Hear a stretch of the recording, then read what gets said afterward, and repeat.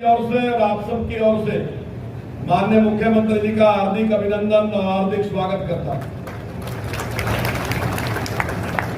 भाइयों, अभी हमने माननीय मुख्यमंत्री जी के नेतृत्व में ये लोकसभा का चुनाव लड़ा है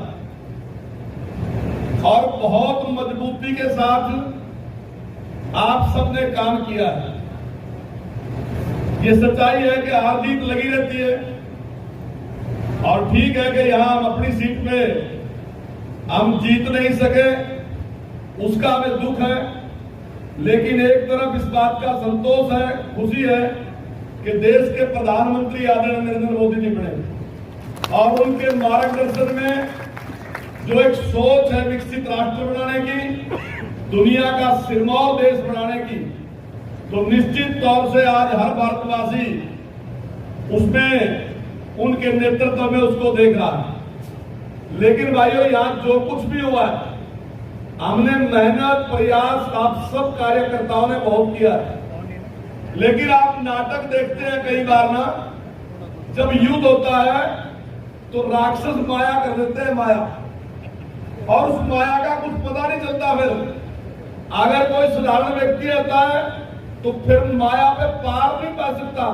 आप देखते हैं नाटक में आता है ना, तो फिर क्या कहते हैं कि तपस्या करनी पड़ेगी और तपस्या करनी पड़ेगी, उससे ज्यादा बड़ा कोई वरदान लेके आना पड़ेगा जिसमें उसकी माया का काट हो सके। तो भाइयों, माया तो ऐसे ही चलेगी उनके पास, लेकिन उस माया की काट करने के लिए जो तपस्या मैंने आज तक की, मैं समझता हूं अभी कम रहेगी, अब और तपस्या करनी पड़ेगी आने वाले चुनाव के लिए। और भाइयों, जब हम ये लोगों के बीच में जाएंगे, अब जिस प्रकार के झूठ कांग्रेस ने बोले कि संविधान खत्म हो जाएगा, आरक्षण समाप्त हो जाएगा, हम इतने पैसे आपके खाते में देंगे, इस प्रकार के बहुत से झूठ, और इन सभी झूठों के बावजूद भी भाइयों निराशा की कोई बात नहीं है। हम दावे के साथ कह रहे कि कांग्रेस उसके बावजूद भी हमारे मुकाबले में नहीं टिकती। इस सारी पार्टियों के समझौते के बाद कांग्रेस 40 सीटों में जीती, केरली बीजेपी 44 सीटों में जीती, उसके बावजूद भी। और आने वाले टाइम में सारी चीजें नहीं होंगी जो सी आज थी। उसके बाद भाजपा का और कांग्रेस का सीधा सीधा मुकाबला होगा। और ये पाप जोड़ सा कर दिया ना, ये पाप करके चले गए कि संविधान खत्म होगा, 8500 रुपए देंगे। तो भाइयों, इसका भी गुस्सा लोगों के बीच में होगा।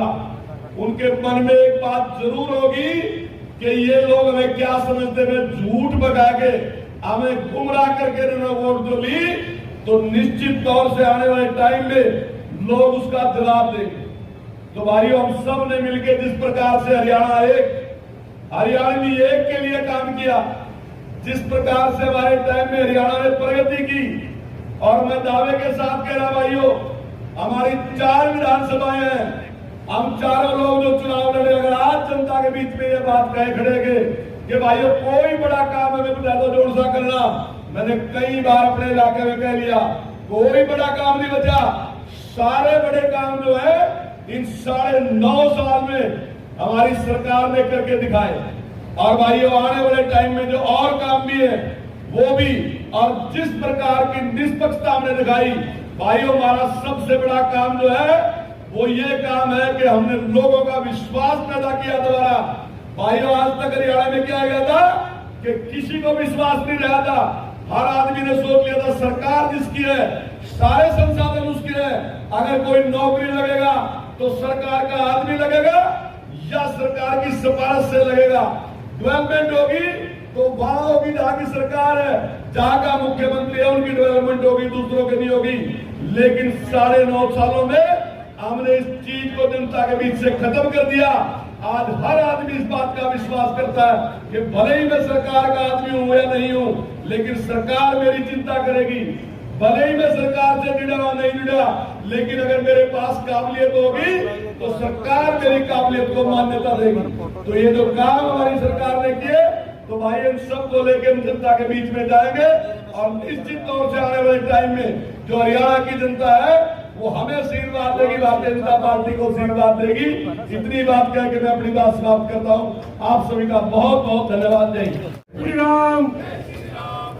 माननीय मुख्यमंत्री जी, आप सभी का अभिवादन स्वीकार करते हुए नायब जी को जय श्री राम।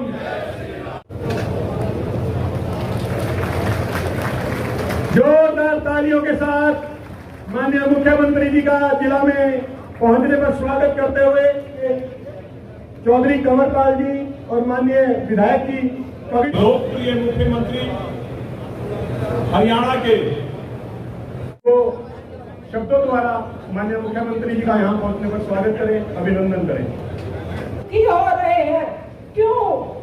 तीसरी बार हरियाणा प्रदेश में भारतीय जनता पार्टी की सरकार बनानी है, बजा दिया है भाई यशस्वी